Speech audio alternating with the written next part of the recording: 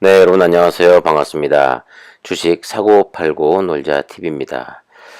오늘 재난이 일어났습니다. 네. 야, 이 아시아 증시 가운데서 우리가 제일 많이 빠지지 않았나요? 네. 이렇게까지 빠질 이유는 아닌 것 같은데, 아무튼 제가 차근차근 설명을 좀 해드리겠습니다만, 오늘 대한민국 증시는 코스피도 3,200이 깨졌고, 그리고 코스닥 역시 다시 천선이 무너졌습니다. 천선 무너지고 제 마음도 무너지고 여러분들 마음도 무너지고 아무튼 재난이 일어났습니다. 이 수출 지표도 잘 나오고 하는 가운데 실적 발표를 하고 있는데 오늘 SK 하이닉스 실적 발표가 있었습니다만은 거의 예상했던 것보다 조금 더 잘 나왔는데도 불구하고 오늘 하락을 맞이했습니다. 그러니까 시장에서는 웬만한 실적 가지고는 기대치에 못 미친다고 생각을 하고 있는 거고 완전히 서프라이즈한 실적 말고는 여러 가지 크고 작은 이 변수 때문에 앞으로의 그 실적을 장담할 수 없는 게 아니냐 하는 그런 그 매수 대기자들의 걱정 때문에 이 수급이 상당히 안 좋았던 그런 하루였던 것 같습니다. 또 하락의 원인을 꼽자면 FOMC를 앞두고 미국의 그 국채금리가 또 상승을 했죠.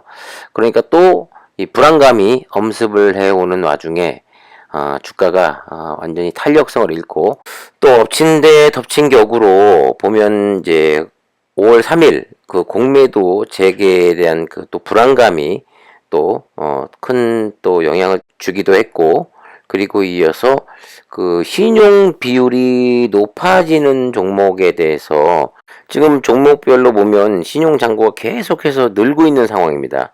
그러니까 한마디로 악재가 계속해서 겹치면서 또 불안감까지 함께한 하루기 때문에 주가가 이렇게 큰 폭락을 맞았다고 생각이 됩니다.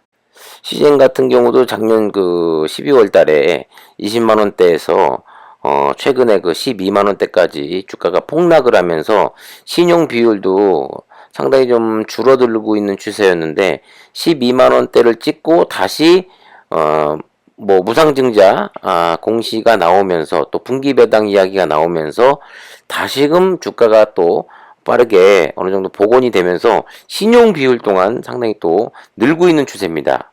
그 소위 그 26만 원대, 24만 원대, 20만 원대, 18만 원대 주가가 바로 어느 정도 해주겠지 하면서 신용으로 이 단가를 낮추려고 신용을 많이 쓰셨던 분들이 11만 원대, 12만 원대까지 주가가 폭락하면서 결국엔 버티지 못하고 손절했던 분들 상당히 많이 있거든요. 그분들이 너무 안타까운 그런 이야기도 많이 글들이 올라오곤 했었는데, 여러분들 신용을 제가 써라, 쓰지 마라, 이렇게 말할 자격은 안 됩니다만은, 여러분들이 적정한 그 비율을 유지하면서 알아서 잘 유지하시기 바랍니다. 그런데 이렇게 해서 또 주가가 좀 많이 내려 꽂으면 또 담보 부족이 발생하고, 그러면 또 울며 겨자 먹기로 그냥 또 던질 수밖에 없거든요. 그러니까 제가 누누이 말씀을 드리지만, 신용은 적당히 자기가 어느 정도 커버할 수 있는 선에서 쓰시는 게 좋은 것 같고 그리고 무엇보다도 비중은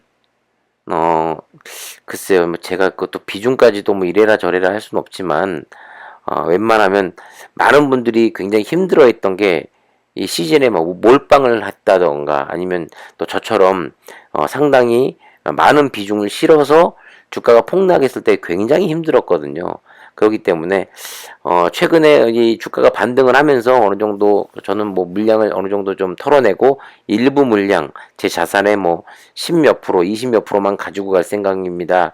이렇게 글을 올려주신 분들도 상당히 많은데 이렇게 주가가 계속해서 대외적인 악재로 회사의 이런저런 이유로 주가가 하락을 계속하게 되면 상당히 불안해지는 거거든요.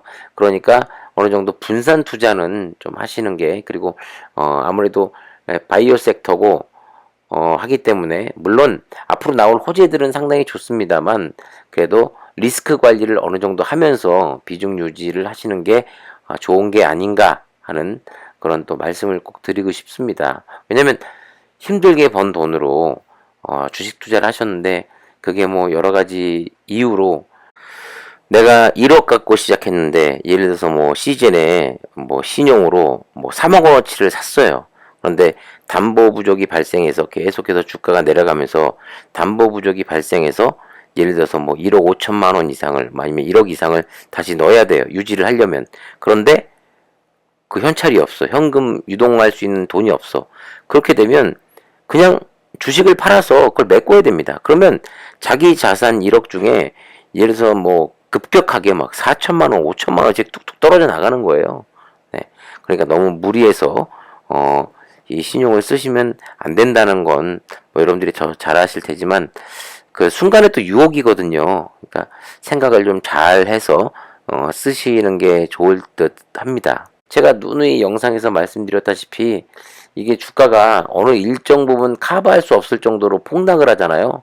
그러면 주말이고 뭐고 밤에 잠도 안 오고요. 미쳐버립니다. 사람 진짜. 네. 그만큼 경험했던 분들도 많으실 텐데 적정한 비율을 꼭 유지를 하시는 게 좋다고 생각이 됩니다. 시젠 같은 경우도 지금 진단키트 대장주이기 때문에 아무래도 이런 뭐 해외 뉴스라든가 이런 것에 의해서 뭐 확진자가 급격히 퍼져 나간다, 대책이 없다 이러면 또 반응을 하고, 또 백신이 효과가 너무 좋다더라 이러면 또 그거에 또 하락으로 또 반응을 하고, 참 계속 이 코로나 확진자와 백신과의 이 싸움에 계속 왔다리 갔다리 하고 있는데, 인도 같은 경우 지금 뭐 상황이 연일 악화되고 있고 실제 누적 감염자 수가 무려 5억 명 이상일 거다라는 그런 또 뉴스가 나오고 있습니다. 그런데 이런 뉴스에도 불구하고 주가가 하락을 했던 것은 뭐 대외적인 문제도 있었겠지만 사실 이걸 덮는 백신의 그 호재 뉴스가 더 크기 때문에 이런 뉴스조차 계속 덮을 수가 있는 거죠.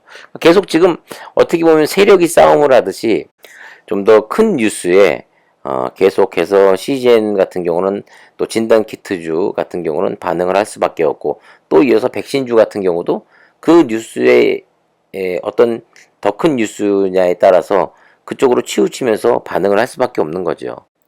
인도를 예를 들면 이 확진자가 너무나도 많이 나오고 있으니까 진단키트주의 그 호재성 육수이기 때문에 움직이려고 하다가도 뭐 유럽이라든가 미국이라든가 뭐 이스라엘이라든가 이런 백신 접종이 상당히 많이 이루어진 나라의 확진자 수가 급감을 하고 있고, 또 오늘 뉴스에는 또 그런 게 났습니다. WHO에서 그 백신 효과를 내고 있다, 그리고 새로운 변이 등장도 막고 있다, 이런 뉴스가 났으니까 뭐 진단 키트주 입장에서는 이게 사실 뭐 악재 기사기 때문에 주가가 빠질 수밖에 없는 거죠. 네. 근데 이것도 사실 뭐 검증이 완벽하게 된 그런 소식은 아니거든요. 이렇게 보면은 WHOT가 아니죠. HOT? 단지 널 사랑해 이렇게 말해. 지금 노래할 때가 아니지 참. 자, 이 코로나19 백신 접종이 효과적인 것으로 나타났으며 새로운 변이 등장 역시 막고 있다, 이렇게 밝혔는데, 백신 접종이 유용하며 감염 확산을 막는 데 도움을 준다는 증거를 점점 모으고 있다고 합니다. 그리고 이 바이러스의 대량 전파로 감염자 수가 많아지면 바이러스 돌연 변이와 새로운 변이, 백신 내성이라는 최대 위험을 가한다고 설명했고요. 이어서 신규 감염이 적거나 아예 없다면 새로운 변이 바이러스도 없다, 이렇게 강조를 했네요. 그러니까 결론은 이겁니다. 마스크 착용, 손 씻기, 뭐 밀폐 공간에서 모임 피하기, 이런 방역 조치를 백신 접종과 결합하면 코로나19 퇴치를 도울 수 있다. 근데 이거 다 누구나 아는 거 아닙니까? 그러니까 이 아무것도 아닌, 우리가 다 알고 있는 것을 굉장히 백신으로 인해서 뭐 코로나 확산을 완전히 차단하고 그리고 종식시킬 수 있는 것처럼 이렇게 확대 기사가 계속해서 나가니까 이제 이 진단키트주들의 입장에서는 드디어 뭐 헤드라인만 보고 이제 드디어 잡히는구나, 이렇게 생각할 수밖에 없는 거죠. 뭐 물론 그들 입장에서는 이 점점 확진자 수가 늘어나고 있는 것에 대해서 이 사람들이 동요하고 불안해하고 하니까 이런 기사를 또 내보낼 수밖에 없는 겁니다. 그런데 사실 백신의 바로미터는 이스라엘이라고 볼 수 있겠죠. 실외 노마스크에도 지표가 호전되고 있고 방역 조치가 추가적으로 완화되고 있다는 기사가 계속해서 쏟아지고 있는 가운데 우리가 주목해야 될 것은 이겁니다. 자, 이스라엘은 이제 그 야외 활동 같은 경우 마스크 안 써도 됩니다. 점점 이 봉쇄 조치가 굉장히 완화가 되고 있는데 이러면서 지금 뭐 기사 보면은 100명 이내로 이제 확진자가 상당히 줄어들고 있다고 해요. 그런데 과연 뭐 앞으로 뭐 한 달 뒤, 두 달 뒤에 그리고 이제 다가오는 이제 날씨가 추워지는 겨울 같은 때에도 불구하고 백신이 많은 사람들이 그렇게 접종을 했는데도 불구하고 다시금 뭐 인도처럼 또 뭐 터키처럼 확진자가 또 확 늘어난다. 이러면 또 양상이 바뀌어지는 겁니다. 그러니까 계속 이 확진자 수, 이 코로나 확진자 수와 이 백신과 계속된 싸움이에요. 어느 쪽이 더 힘을 실느냐에 따라서 기사의 뭐 양에, 그 다음에 내용에 따라서 주가가 진단키트주 같은 경우 오르락내리락, 백신주 같은 경우도 오르락내리락 할 수밖에 없는 거죠. 이 불과 지난주까지만 해도 이 진단키트주의 호재였죠. 따지고 보면 이 코로나의 변이에 급속된 확산, 뭐 인도의 확진자 수 증가. 그런데 저는 좀 이게 한 일주 정도 이번 주까지도 계속 이어지지 않을까 했는데 다시금 이 백신에 관련 이런 뉴스들이 또 크게 힘을 실으면서 주가가 좀 힘을 못 쓰고 있는 가운데 과연 이게 저는 한 12만 원대까지는 좀 갔다가 조정을 받을 줄 알았는데 생각보다 좀 빠른 조정을 좀 받기도 하고 또 시장 전체적인 또 분위기도 안 좋은 것도 사실입니다. 전 차트는 의미가 없다고 보고요. 하락하면 또 얼마까지 또 하락할 수 있을지 모릅니다. 네, 그런데 과연 이 어제 오늘의 하락을 최대한 빠른 시간 내에 급반등도 하지 않으면 이 하락은 좀 더 깊어지고 좀 오래 가지 않을까. 또 왜냐하면 수급이 또 메말라 버리기 때문에 그러니까 요 추이를 계속해서 좀 지켜봐야 될 것 같고요. 자, 꾸준한 영상과 그 내용으로 여러분들에게 소식을 전달해 드리고 있으니까 구독과 알림 설정 부탁드리겠습니다. 지금까지 주식 사고 팔고 놀자 TV였습니다. 감사합니다.